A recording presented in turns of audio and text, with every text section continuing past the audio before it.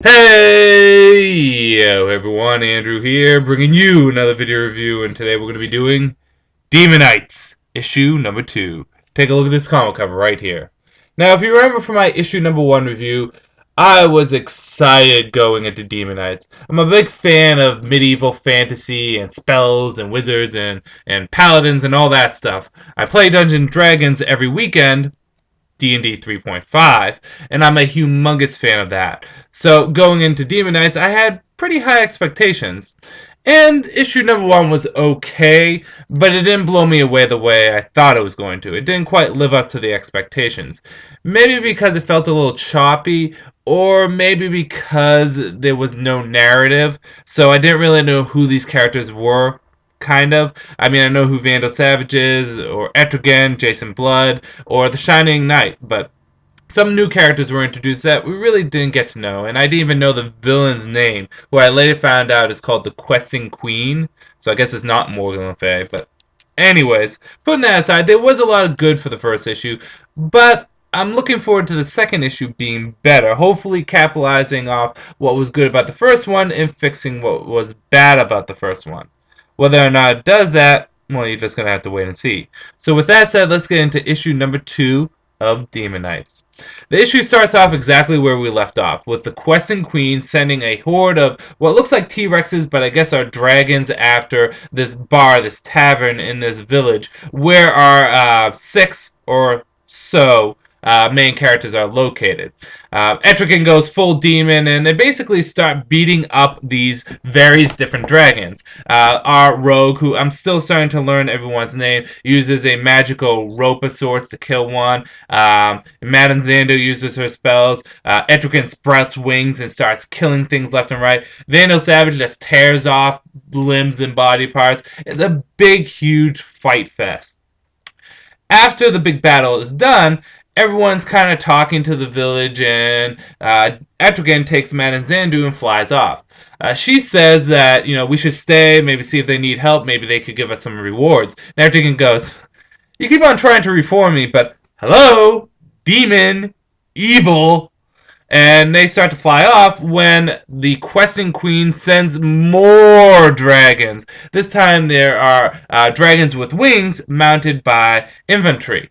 So, will our Demon Knights be able to take on this second wave of enemies? In addition to that, does the Questing Queen have a little something up her sleeve for our friend Etrigan and his friends? Well, you're just going to have to read and see. Let's get into the good, the bad, and whether or not you should get it. Good. Um, Structured a lot better in this. The dialogue was a lot better, and I get a sense of these characters. I get to feel, well, this is how Madame Xandu is going to act. This is how the rogue, who El Debar, I think his name is. Please forgive me if my pronunciation is off. We get to feel how he is as a character. I guess, Amazon slash monkish character, who his nickname is X. We get to get a feel of her character. The woman who rides on the horse, she shows up in this, although she doesn't get character development too much. But we get to see a little bit of each character, and we get to learn a little bit more about them. But like I said, the dialogue's a lot better, and the differentiations between the characters are a lot better. The action is good in this. Good action. If you love fantasy stuff, there's no shortage of fights in this. And the nice little references to certain fantasy games are great. If you're a fan of, say, World of Warcraft, you're going to get some references in here. If you're a fan of Dungeons and Dragons, you're going to get references here. For example, Madame Xandu's fighting with the rogue, and she says, "Well, I can't really do anything because I'm out of prepared spells." Well, if you play Dungeons and Dragons, you know what I'm talking about. At least 3.5. But the nice little references here and there are good. We get a little bit more about our villains, but not too much. And we get a little bit better understanding of what this world is like. Bad. This is going to sound silly, so please forgive me. But I feel as though this is so fantasy oriented that it's almost unrecognizably medieval times. This is clearly set in the proper DCNU, set in the past after Camelot gets destroyed a couple years. I actually think it might be 100 years. I forget exactly the time frame, but it's set in medieval times, or a bit before the medieval times. However, this feels like they do a fantastic job of making this feel like a Dungeons and Dragons, Lord of the Rings, World of Warcraft world.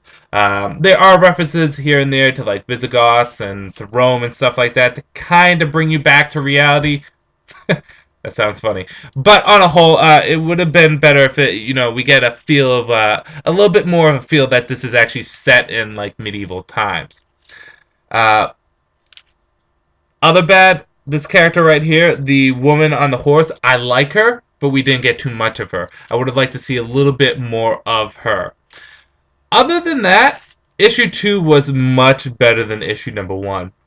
It restored my faith in the comic. The same writer that writes this, Paul Cornell, also writes Stormwatch, and it seems like the issues number 1 and 2 of those series kind of marry each other. Stormwatch issue number 1 had the same problems that Demon Knights issue number 1 had, but issue number 2 Stormwatch did things correctly. It fixed things up the same way that Demon Knights issue number 2 did.